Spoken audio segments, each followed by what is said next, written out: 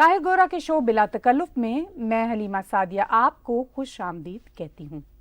آج ہماری بات چیت ہوگی کینیڈا انڈیا تعلقات کے نئے موڑ کے حوالے سے، اسرائیل اور حماس کے بیچ ہاسٹیج اور قیدیوں کے تبادلوں کی صورتحال کے حوالے سے۔ اس کے ساتھ ساتھ ہم اس بات کا بھی جائزہ لیں گے کہ ہالینڈ میں ایک فار رائٹ کی پارٹی کے جیتنے سے یورپ کی سیاست پر کیا اثرات مرتب ہوں گے، نیز پاکستان میں عمران خان کے حوالے سے جو نئے اسکینڈل سامنے آ رہے ہیں ان کا عمران خان اور ان کی سیاسی پارٹی پر کیا فرق کرے گا۔ جی طاہر، سب سے پہلے تو انڈیا کی بات کرتے ہیں۔ انڈیا نے کینیڈینز کو ویزے دینے کا سلسلہ بحال کر دیا ہے۔ اس سلسلہ میں کینیڈا میں انڈیا کے high commissioner mister Sanjay Kumar Verma نے پرائم منسٹر جسٹن ٹروڈو کی انڈیا کے خلاف الزام تراشیوں کے بعد حال ہی میں 2 انٹرویوز دیے۔ ان کا ایک interview C T V news پر پرسوں اتوار 26 نومبر کو شائع ہوا یا نشر ہوا، اور ٹیگ ٹی وی پر آپ کے ساتھ کل یعنی 27 نومبر کو نشر ہوا۔ آپ ان دونوں انٹرویوز کی روشنی میں کینیڈا انڈیا تعلقات کے مستقبل کو کیسے دیکھتے ہیں؟ دیکھیے، کینیڈا انڈیا کے تعلقات کے حوالے سے یہ دونوں انٹرویوز بہت امپورٹنٹ ہیں، کیونکہ high commissioner of India to Canada his excellency Sanjay Kumar صاحب نے، جیسا آپ نے مینشن کیا، 2 انٹرویو دیے، اور یہ دونوں انٹرویو پہلی بار ان کے سامنے آئے ہیں 18 ستمبر 2023 کو، جب پرائم منسٹر ٹروڈو نے انڈیا پر الزام لگائے تھے۔ اس کے بعد ہمارے جو یہاں پہ انڈیا کے ہائی کمشنر انہوں نے کوئی انٹرویو نہیں دیے تھے۔ تو ویری ریسنٹلی دونوں انٹرویو سامنے آئے۔ ایک تو سنڈے کو سامنے آیا، ایک ٹیگ ٹی وی کے لیے امپورٹنٹ تھا جو میں نے ان کا انٹرویو کیا، اور وہ ابھی کل ہی نشر ہوا ہے۔ تو اس پہ جو ہائی کمشنر صاحب نے دونوں انٹرویوز میں کہا کہ کوئی ایسا ڈیڈ لاک اب نہیں ہے، بہت الزام تراشیاں ہو گئیں، اب سمے ہے کہ ہم آگے موو کریں۔ اور واقعی ہائی کمشنر صاحب کا کہنا درست ہے، کیونکہ انڈیا ایک مطلب ڈیموکریٹک کنٹری ہے، وائبرنٹ ڈیموکریسی ہے، دنیا کی سب سے بڑی ڈیموکریسی ہے۔ کینیڈا بھی ہمارا بہت خوبصورت ملک ہے، بہت اچھی ڈیموکریسی ہے، ایشوز رہتے ہیں، ہیومن سوسائٹیز ہیں، انڈیا بھی، کینیڈا بھی، پوری دنیا ہیومن سوسائٹیز ہیں، لیکن یہ بات میک سینس نہیں کرتی کہ 2 ڈیموکریٹک کنٹریز کے کبھی برے تعلقات بنے، یا پھر خاص طور پر انڈیا نے کبھی کینیڈا کے حوالے سے برا نہیں چاہا۔ انفارچونیٹلی کینیڈا کا جو پولیٹیکل کچھ سٹرکچر ایسا ہے، پولیٹیکل ووٹ بینکس کا ایسا ہے، تو کچھ پولیٹیکل پارٹیز، جیسے میں پرسنلی سمجھتا ہوں پرائم منسٹر ٹروڈو کی پارٹی، لبرل پارٹی، یہ اس طرح کے کچھ انہوں نے ان وائز قسم کے کیے ہیں کام، لیکن آفٹر آل یہ دونوں دیش کوئی ڈیڈ لاک میں تو نہیں رہ سکتے نا۔ ان دونوں کو تو آگے بڑھنا ہے، ہمیشہ سے تعلقات اچھے رہے ہیں، چھوٹے چھوٹے ہکپس رہے ہیں، اور ان دونوں کو آگے بڑھنا ہے۔ یہ تو نہیں ہے کہ اسی ڈیڈ لاک میں جو ہم نے دیکھا ڈیورنگ دا پاسٹ 2 months، اب وہ ایون ڈیڈ لاک بھی اب وہ جیسے کہتے ہیں نا آئس، برف پگھلنا شروع ہو چکی ہے۔ اس لیے کہ بہت اچھا اس سلسلے میں انٹرویوز کے اندر ہائی کمشنر صاحب نے کہا کہ بھئی کنٹریبیوشن بھی تو دیکھیے نا، کہ سوسائٹی کے اندر آپ کے کتنا کنٹریبیوشن ہے، اور کیا اس کے کیا اثرات مرتب ہوں گے۔ یعنی وہ لوگ جو کنٹریبیوٹر ہیں آپ کی سوسائٹی میں، اگر وہ اس طرح فریز ہو جائیں گے تو ڈائریکٹ انڈائریکٹ تمام چیزیں جو ہیں وہ مفلوج ہو جاتی ہیں، اور وہ اس کا بہت بڑا پولیٹیکل تو ہوتا ہی ہے، اکنامک امپیکٹ بہت بڑا ہوتا ہے۔ بالکل، اکنامک امپیکٹ تو آلریڈی بہت برا چل رہا ہے۔ سسکیچوان کے جو پریمیئر ہیں موسکاٹ، وہ تو کئی بار کہہ چکے ہیں کہ بھئی ہماری دالیں، ہمارے جو لینٹلز اور جو ہمارے گرینز ہیں، اب وہ انڈیا سب سے بڑا بائر تھا، تو ہمارا تو بلینز اینڈ بلینز ڈالر کا لاس ہے۔ اسی طرح کینیڈینز کی بہت بڑی انویسٹمنٹ انڈیا میں ہے۔ انڈین بزنس مین اتنے وائبرنٹ ہیں، اور انڈو کینیڈینز بزنس مین اتنے وائبرنٹ ہیں، ان کی بلینز اینڈ بلینز ڈالرز کی انویسٹمنٹ اور کاروبار یہاں کینیڈا میں ہے۔ تو ویسے بھی مطلب دونوں ڈیموکریسیز ہیں، یہ بہت ہی ان نیچرل ہے کہ دونوں کے تعلقات اچھے نہ ہوں۔ کبھی بھارتی ممکن نہیں ہے کہ جو انڈو کینیڈینس بھارتی بھی ہیں کہ کینیڈا کے لیے اپنے دیش کے لیے جو ان کا اڈاپٹیو کنٹری اس کے لیے برا سوچے. میں نے تو کبھی 25 سال سے کینیڈا میں رہ رہا ہوں, کبھی کسی نے برا نہیں سوچا. بس انفارچونیٹلی یہ پولیٹیکل کوئی ایکسٹریمسٹ ایلیمنٹس ہیں جن کی وجہ سے ان کے انٹرسٹ میں ہے کہ یہ ٹینشن ہو. انفارچونیٹلی یہ ٹینشن ہوئی. اب جو پرائم منسٹر ٹروڈو نے انڈیا پہ جو الزام لگائے, وہ الزام لگانے کا طریقہ کار بھی میرے اوپینین میں ٹھیک نہیں تھا. پارلیمنٹ میں کھڑے ہو کس طرح کی بات کرنا, یہ بیک ڈور ڈپلومیسی چل سکتی تھی جو اب بہرحال چل رہی ہے. Hope fully things started getting resolving. I can see, جیسا کہ ہائی کمشنر صاحب نے بھی اپنے دونوں انٹرویوز میں کہا, اور اگر انہوں نے انٹرویوز اب دیے ہیں پہلی بار اس واقعہ کے بعد, تو اس کا مطلب ہے کہ وہ بھی فیل کرتے ہیں کہ اب یہ بات کی جا سکتی ہے, ہم فیوچر کی بات اب پھر سے کر سکتے ہیں. آپ نے very well said, ice is melting now. Yes. So we should be having some warm gestures towards each other.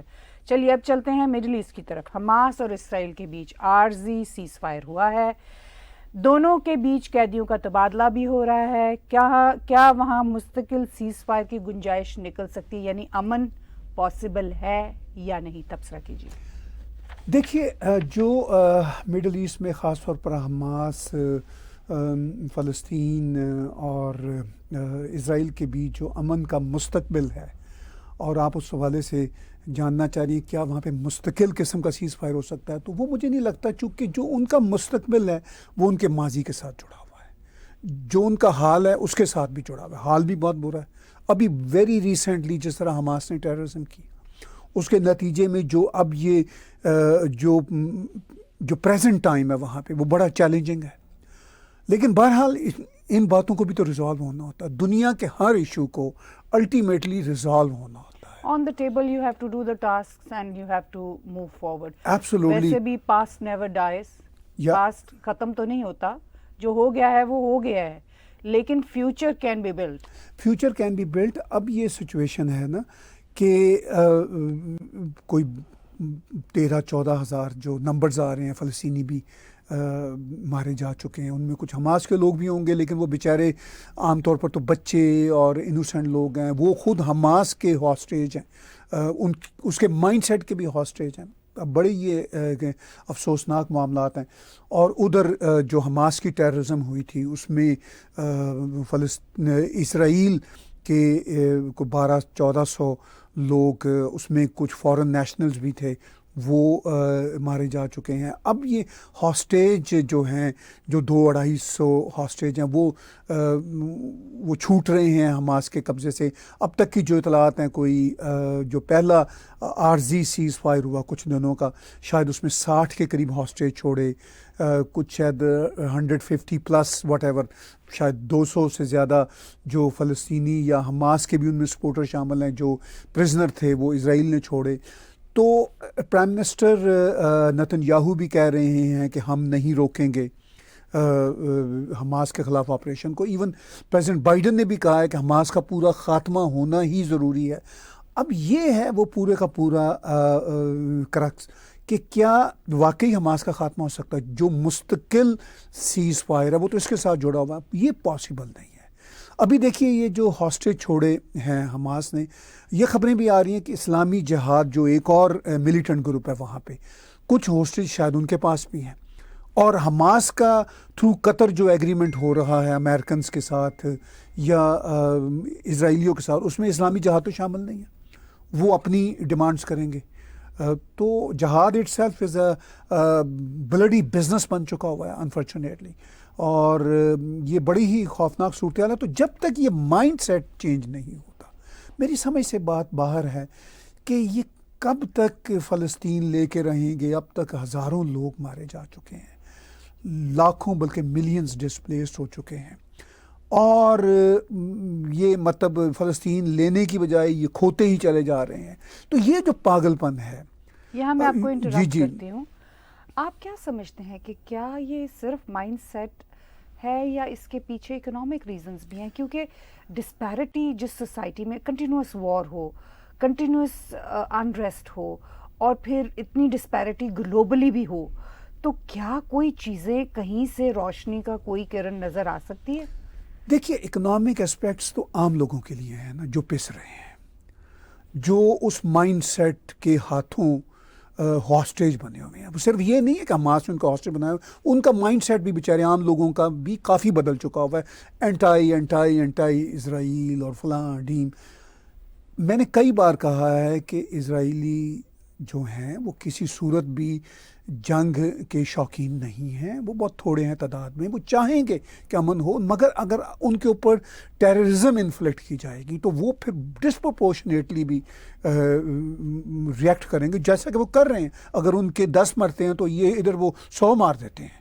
میں ایک مثال دے رہا ہوں. تو اس ساری صورتحال میں عرب نیشنز کے لیڈر کافی اب ایوالو ہو چکے ہیں، سمجھدار ہو چکے ہیں. ان کو اب پڑھنا چاہیے بیچ میں، ویسٹرن ورلڈ کو بھی اس معاملے کو سمجھنا چاہیے. اسرائیل ان معاملات کو سمجھتا ہے. اسرائیل کو ایشورنس چاہیے اسٹیک ہولڈر سے، انٹرنیشنل اسٹیک ہولڈر سے، جو وہاں کے ریجنل اسٹیک ہولڈرس ہیں، کہ اس حماس جیسی ٹیررسٹ آرگنائزیشن کے گلے میں کیسے پٹا ڈالا جا سکتا ہے، کیسے اس کو روکا جا سکتا ہے. چونکہ یہ حماس اینڈ کمپنی، یہ لوگ خود عرب ملکوں میں، سعودی عرب، UAE، وہاں پر یہ ویلکم نہیں ہے، ایکسیپٹ نہیں کرتے. ایون جارڈن، مصر ان کو ایکسیپٹ نہیں کرتے.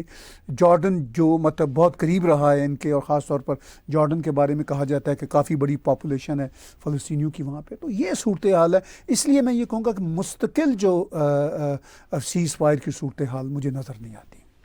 چلیے، اس سے پہلے کہ ہم ہالینڈ میں سب سے زیادہ سیٹیں جیتنے والی فار رائٹ اینڈ جماعت کی یورپین سیاست پر اثرات کا جائزہ لیں، اس پارٹی کے لیڈر گیرٹ ولڈرز کی اس بیان کو آپ کیسے دیکھتے ہیں، جس میں انہوں نے کہا ہے کہ جارڈن ہی فلسطین ہے، جیسا کہ ابھی آپ بھی کہہ رہے تھے کہ جارڈن بھی ایکسیپٹ نہیں کر رہا، تو لہٰذا ان کا یہ کہنا کہ فلسطین بنانے کی کوئی ضرورت نہیں، جارڈن کی شکل میں بنا بنایا فلسطین موجود ہے.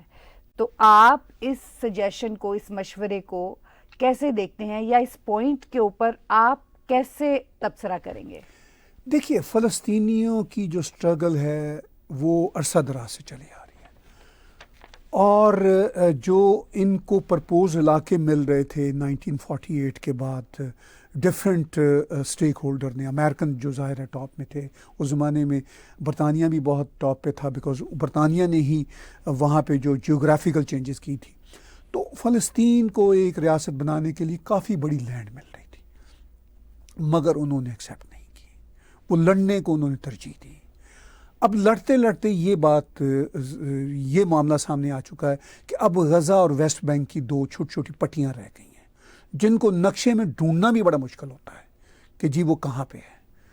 اب ان 2 پٹیوں پر تو فلسطین بن کے کتنا بڑا فلسطین ہوگا.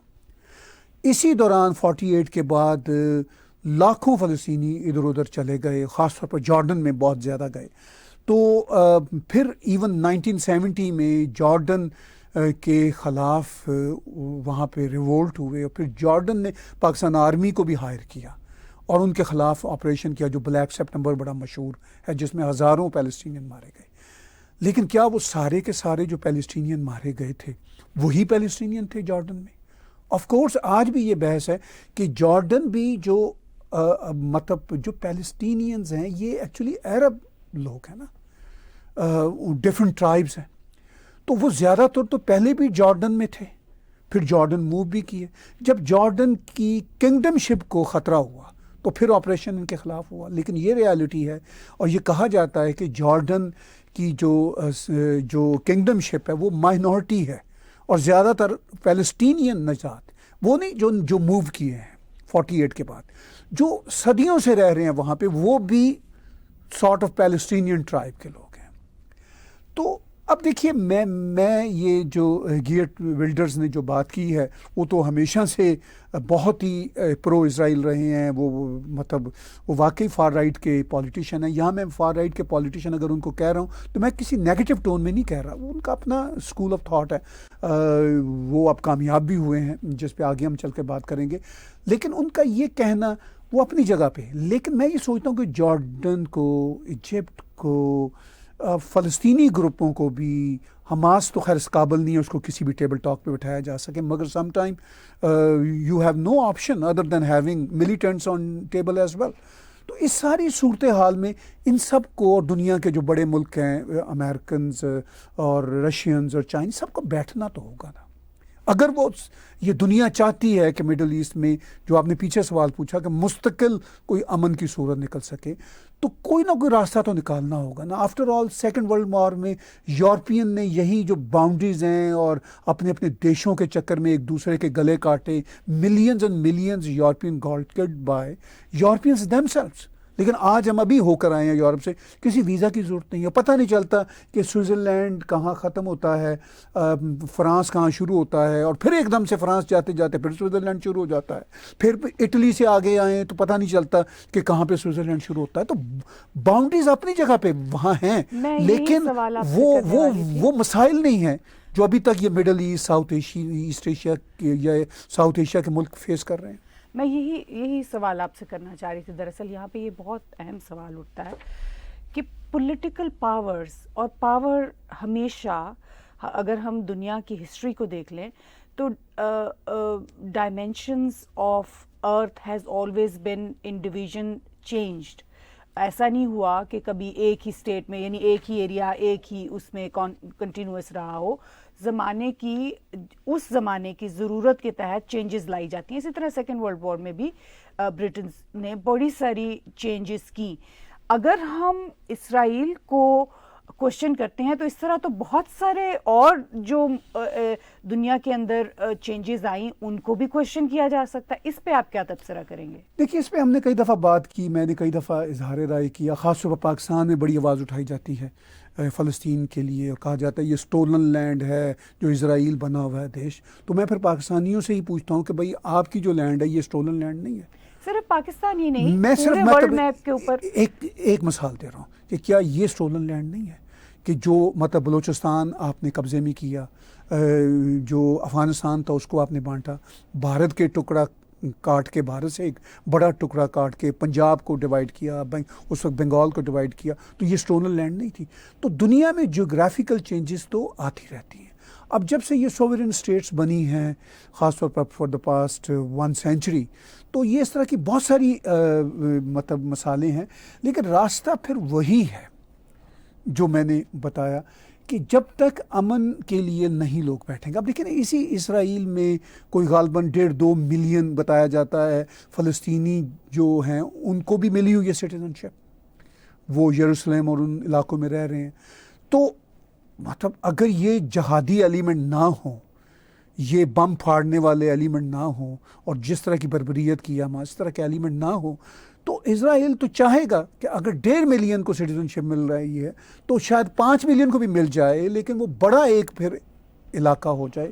چلیے نہ بھی سٹیزن شپ ملے، اگر کسی کو کسی سے تھریٹ نہیں ہے، چاہے 2 نیبرز ہوں آپس میں، دو گھر ہوں آپس میں ایک محلے میں، اور چاہے 2 دیش ہوں، گھروں کی دیواریں بھی قائم رہتی ہیں، لیکن اگر تھریٹ نہیں ہے تو آنا جانا بڑا پیار بڑا رہتا ہے. اگر محبت ہو تو وہ گھروں کے درمیان میں سے وہ نکال لیتے ہیں ونڈوز. ہمارے انڈیا پاکستان میں تو ہم نے دیکھا ہوا. تو اس طرح کے حالات ہیں. لیکن بہرحال یہ معاملات جب تک اس میں عقل اور سمجھ بوجھ نہیں آئے گی کوئی فائدہ نہیں. لڑنے سے کچھ نہیں نکلنے والا، لڑنے سے سوائے تباہی کے اور کچھ نہیں. اور ہمیں اس زمانے میں واپس آنا پڑے گا، اس وقت میں جہاں ہمیں. چلیے اب ہم براہ راست آتے ہیں گیرٹ ولڈرز کی جماعت کے یورپ کی سیاست پر پڑنے والے اثرات کی طرف. آپ رائٹ ونگ کے اپ رائز کو یورپ اور ورلڈ وائڈ کیسے دیکھتے ہیں؟ دیکھیے، پہلے میں تھوڑا سا گیرٹ ولڈرز کی شخصیت پہ روشنی ڈالتا ہوں. یہ تو ایک لمبے عرصے سے اپنی باتیں کر رہے ہیں. اسلام کے بارے میں ان کا جو ڈس لائک ہے وہ بھی کسی سے چھپا ہوا نہیں ہے. فلسطین اور اسرائیل کے ایشو پہ یہ بہت پرو اسرائیل ہیں، اس میں بھی کچھ چھپا ہوا نہیں ہے. پھر یہ جو ہیں گیٹ امیگریشن، مسلم امیگریشن کے بہت خلاف ہیں، اوپنلی خلاف ہیں وہاں پہ. پھر انہوں نے نورپور شرما جو بھارت میں جن کے اوپر ڈیتھ پینلٹی بھی لوگوں نے ایکسٹریمسٹ اسلامسٹ گروپوں نے لگائی، ان کے حق میں یہ آئے، ٹیلی ویژن پہ بولے، بڑے سیزن پرانے پولیٹیشین ہیں. میرے جہاں تک مجھے یاد پڑتا ہے 1998 سے ممبر پارلیمنٹ ہے. پھر یہ جو ان کی وہاں پہ پارٹی ہے غالباً فریڈم پارٹی کے نام سے جانی جاتی ہے، ڈینش میں ڈچ لینگویج میں پتہ نہیں اس کا کیا ایبریویشن ہے، مجھے بھول رہا ہے. لیکن بہرحال اب یہ 37 سیٹس لے کر سب سے بڑی پارٹی کے طور پر سامنے آئے. بہت بڑی اچیومنٹ ہے، کیونکہ وہاں پہ ہالینڈ میں 150 سیٹس کی پارلیمنٹ ہے، اور کوئی 1 درجن سے زیادہ پارٹیاں، میں ہر بار دیکھتا ہوں الیکشن میں 1 درجن سے زیادہ پارٹیاں وہاں پہ جو ہیں نا وہ حصہ لیتی ہیں. تو 150 سیٹس میں سے میں نے ابھی 3-4 جو لاسٹ الیکشن اگر میں اس کو دیکھوں تو کوئی پارٹی بھی 75 سیٹس نہیں لے سکی. ہوتا یہ ہے کہ وہ 14-15 بلکہ سم ٹائم 20 پارٹیاں ہوتی ہیں میدان میں جن کو سیٹیں ملتی ہیں، کسی کو 2 ملتی ہیں، کسی کو 3 ملتی ہیں. تو ابھی یہ جو پچھلی پارلیمنٹ تھی 2021 میں وہاں الیکشن ہوئے تھے، تو وہاں پہ بھی وہ کنزرویٹو پارٹی ایک ہے وہ جیتی تھی، ان کے پاس 34 سیٹس تھی تھا. اب پھر دوبارہ الیکشن ہوئے، چونکہ مائنورٹی گورنمنٹ تھی تو الیکشن ہوئے تو ان کی پارٹی نے اب 37 سیٹس لے لی ہیں. اب یہ کہہ رہے ہیں کہ میں جو پرانی پارٹی تھی جو پاور میں تھی ان کے ساتھ الائنس کروں گا. ان کی 34 پہلے تھی، اب وہ 24 ہے ان کے پاس. ایک اور پارٹی ہے NSC غالباً اس کا نام ہے، انہوں نے بھی کوئی 20 کے قریب سیٹیں لی ہیں، وہ بھی کوئی کنزرویٹو یعنی رائٹ کی طرف کی پارٹی ہے. ایک اور پارٹی ہے BBB وہاں پہ، ان کے پاس غالباً 7 سیٹیں ہیں. تو یہ چاروں پارٹیاں مل کے لگتا ہے حکومت بنائیں گی، اور گیئرٹ ولڈرز جو ہیں وہ پرائم منسٹر بننا چاہ رہے ہیں. دنیا کی کوشش ہے، چونکہ یورپین یونین کی ہم پہلے بات کرتے ہیں، کیونکہ ان کی رائٹ ونگ کی جو پارٹی ہے وہ فار رائٹ ونگ کی پارٹی ہے، اور ان کو کوئی شائع بھی نہیں ہے اس بات کو ماننے میں. وہ کہتے ہیں ہاں میں ہوں. اچھا دنیا میں تو یہ گالی بن گئی ہے نا فار رائٹ ونگ، وہ کہتے ہیں کہ یہ کوئی ایشو نہیں ہے، ہم ہیں، ہماری یہ پالیسیز ہیں. میں یہ سمجھتا ہوں ڈیموکریسی میں ان کا حق ہے. اب جو ان کو کاؤنٹر کر رہے ہیں ڈیموکریسی میں ان کا بھی حق ہے. تو اب مجھے لگ رہا ہے کہ ایک چیلنج بنا ہے یورپین یونین میں کہ اگر یہ پرائم منسٹر بن جاتے ہیں تو کل کلاں کو غالباً لی پین نام ہے جو فرانس کی فار رائٹ کی ہیں، وہ بھی کافی اچھی سیٹیں لی تھی فرانس کے پچھلے انتخابات میں، انہوں نے وہ بھی وہاں کی صدر بنتی رہ گئی. پھر آلریڈی اٹلی میں جو ہے فار رائٹ کی ایک پارٹی کی پرائم منسٹر ہیں. آلریڈی ہنگری میں ایک ہیں، وہ تو کافی ریڈیکل ہیں. تو اسی طرح ابھی ارجنٹائن میں بھی ایک فار رائٹ کے آئے ہیں پارٹی کے لوگ سامنے. تو گیئرٹ ولڈرز میرا خیال ہے ان سب میں سب سے زیادہ ریڈیکل ہیں. وہ بہت کلیئر ہیں اپنے تھاٹس میں، ان کے تھاٹ سے کوئی ایگری کرے نہ کرے وہ بہت کلیئر ہیں اپنے تھاٹس میں. اور دیکھیے یورپ میں یہ ایک بہت بڑا ایشو ہے مائیگرینٹس کا جنرلی، اور خاص طور پر جو مسلم مائیگرینٹس ہیں ان کا بھی، چونکہ ان کے بارے میں اب یورپین عوام یہ سمجھ رہی ہے کہ بھئی وہ ہمارے سماجوں میں ٹھیک سے ایڈجسٹ نہیں ہو پا رہے، اسیمیلیٹ نہیں ہو پا رہے. تو اس لیے ایک ریبیلین ایٹیچیوڈ معاشرے میں آ رہا ہے. تو بہرحال جو سینٹر رائٹ سینٹر لیفٹ کا کمبینیشن جو ہے وہ یورپ یہ چاہتا ہے کہ اس طرح کی پولیٹیکل پارٹیاں ہوں. یہ اب سینٹر رائٹ نہیں ہے، یہ فار رائٹ ہے. تو اس لیے یورپین یونین کو کافی بڑا چیلنج ہے. یہ چیلنج ایون ہمارے کینیڈا میں فیل ہو رہا ہے. میکسیم برنیئرز صاحب نے ٹویٹ دی، وہ بھی اب اپنے آپ کو فار رائٹ سمجھتے ہیں. میرا بھی اس پارٹی کے ساتھ تعلق رہا. اب تو خیر میرا کسی پارٹی کے ساتھ اس طرح تعلق نہیں ہے جب سے میں نے کہا کہ سیاست سے اب میں دور ہوتا ہوں. لیکن ایک ریئیکشن تھا. حالانکہ میکسیم برنیئر کی تھوڑی سی میں بات کرتا ہوں، وہ بہت فار رائٹ کے نہیں تھے بیسیکلی، مگر ایک ریئیکشن میں پھر وہ بھی آگے آئے. ہاں نہیں بڑے بڑے سمجھدار آدمی ہیں اور ویل ورسڈ آدمی ہیں. لیکن میرا یہ کہنا بھی جو ان کے مخالفین ہیں وہ پسند نہیں کریں گے. لیکن ہمیں اب جیسا ہم نے وہ حماس اور اسرائیل کی جو سچویشنز پہ بات کی، یہ جو پولیٹیکل پولرائزیشن ہے یہ ذرا چھوٹے لیول کا مسئلہ ہے، ایک لیول پہ بڑا لیول بھی ہے.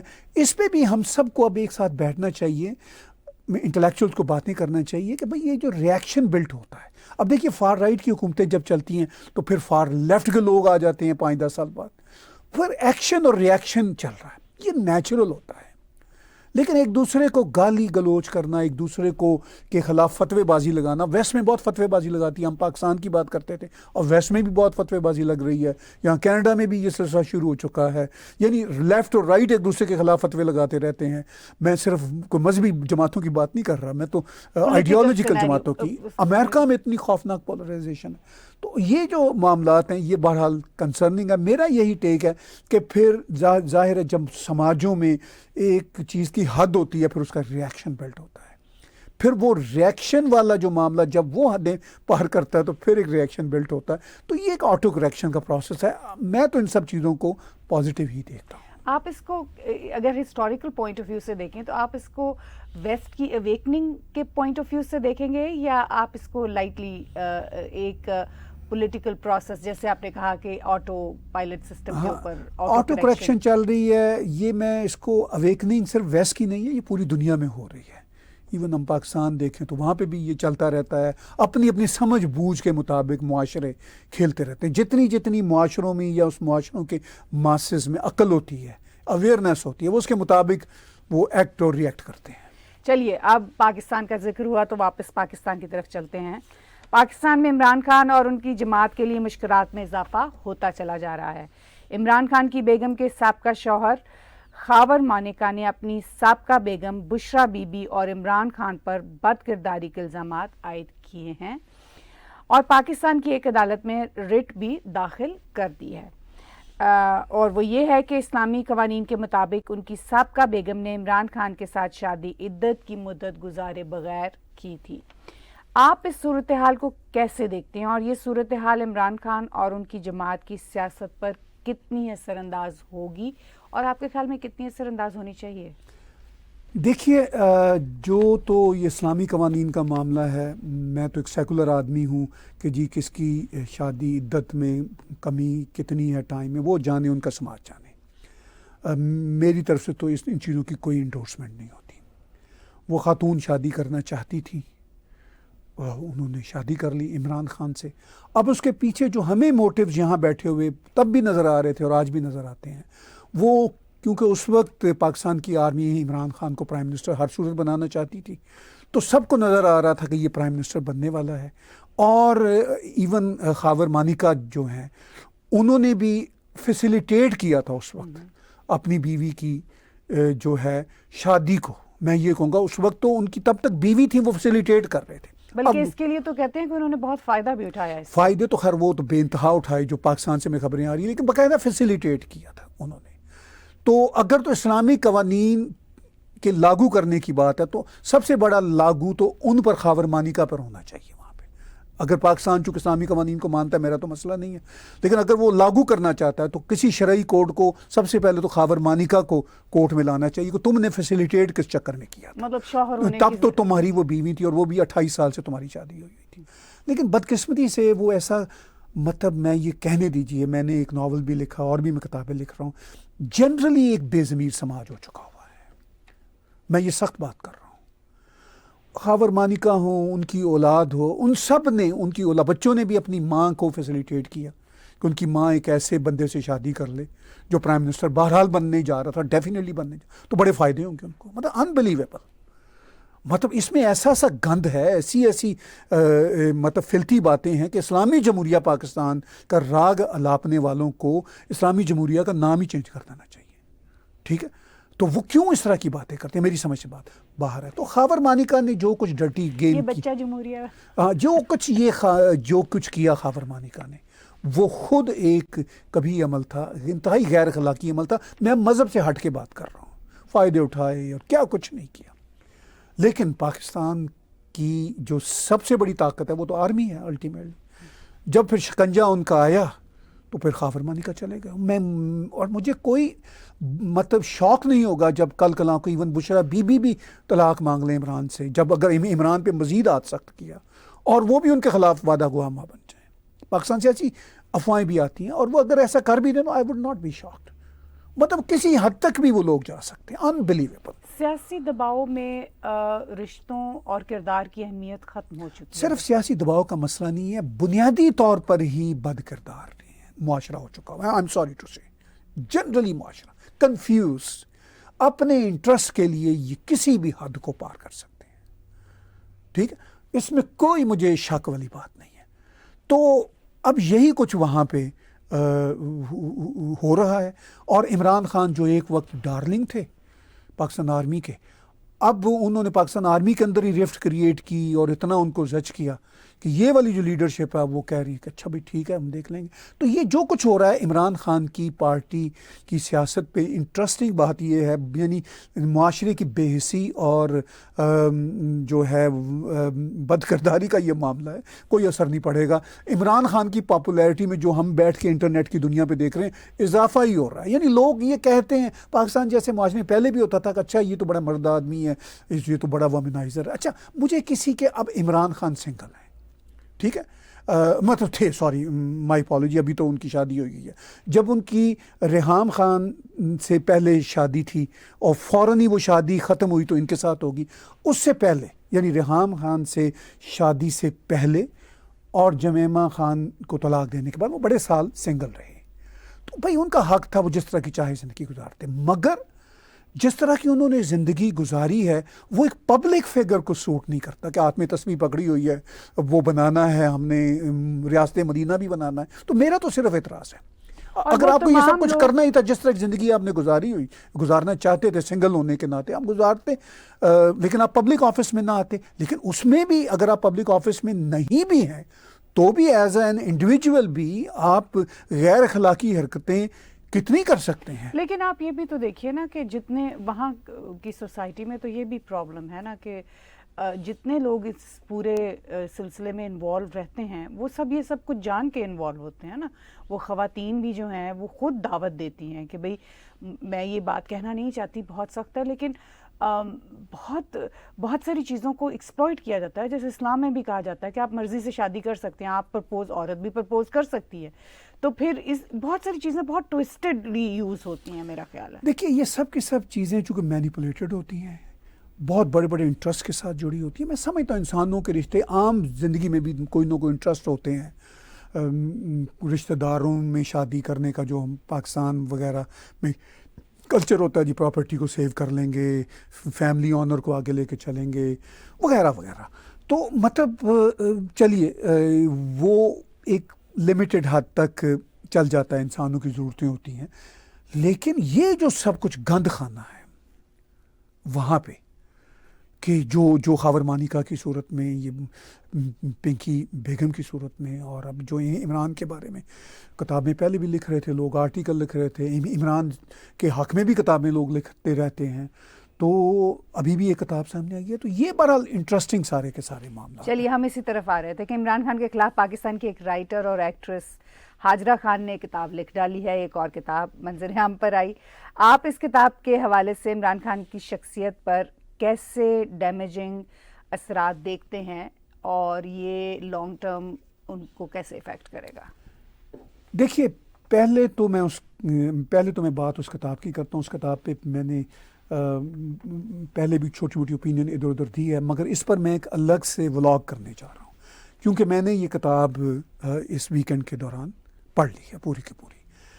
اس میں اپنے ولاگ میں جو میں خاص ذکر کروں گا جو شاید 1-2 دن میں آئے گا, میں نے امیزون کینیڈا کو ایک آرڈر دیا کہ مجھے یہ کتاب کی کاپی چاہیے, جو سیٹرڈے کو میرے پاس ڈلیور ہو گئی. ان دا مین وائل کسی نے واٹس ایپ پہ جو اوریجنل کتاب ہے, میں اوریجنل اب کہوں گا, وہ پاکستان سے بھی بھیج دی.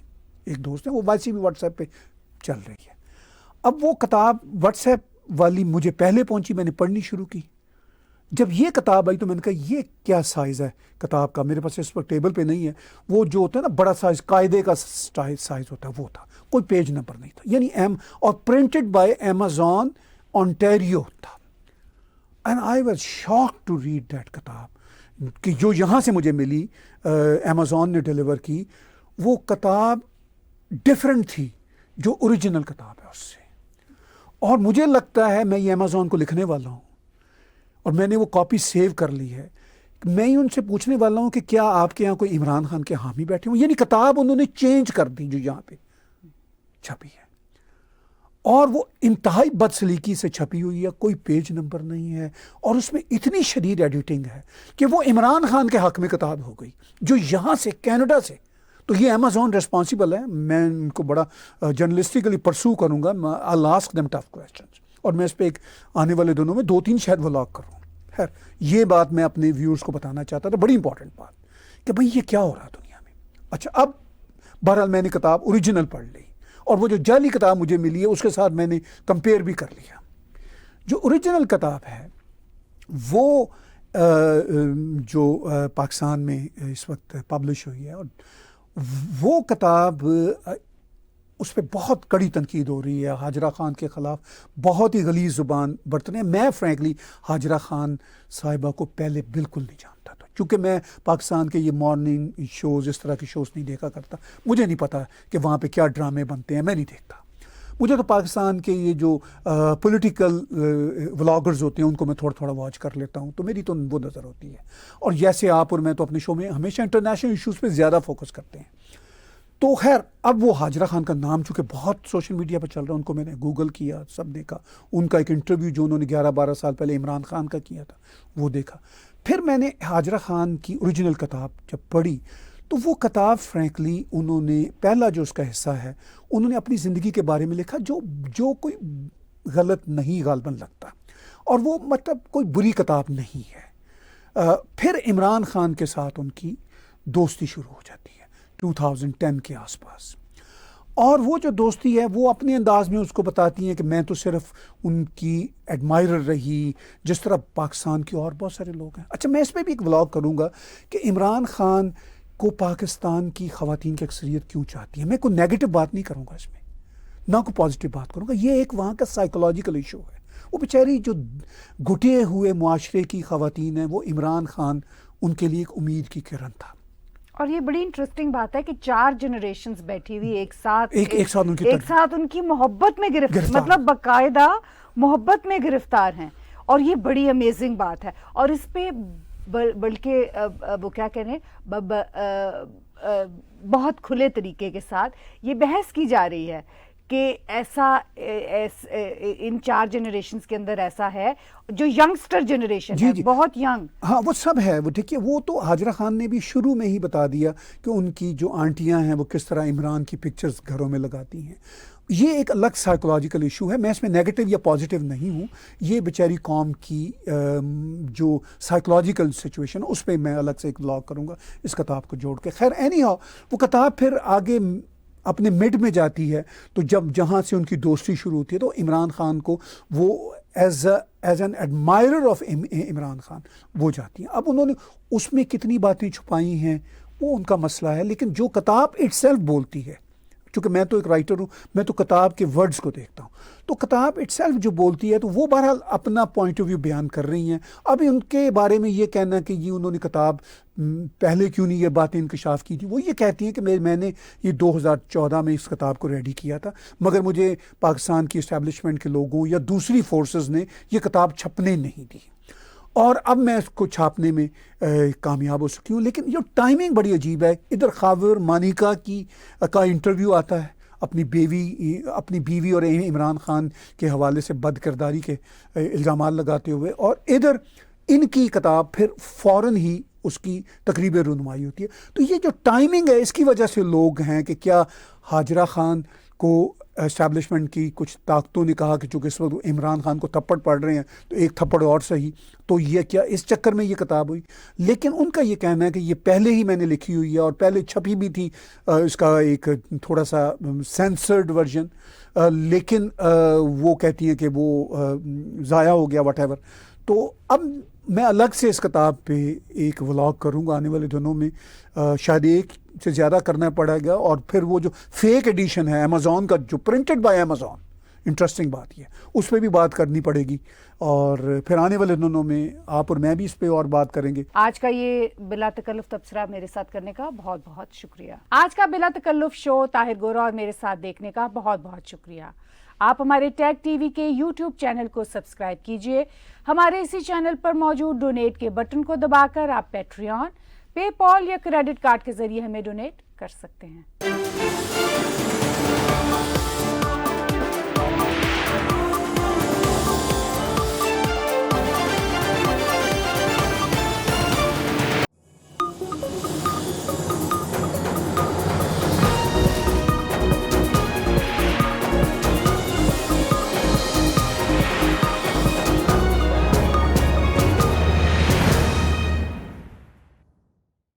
Subscribe TAG TV YouTube channel and press the notification button.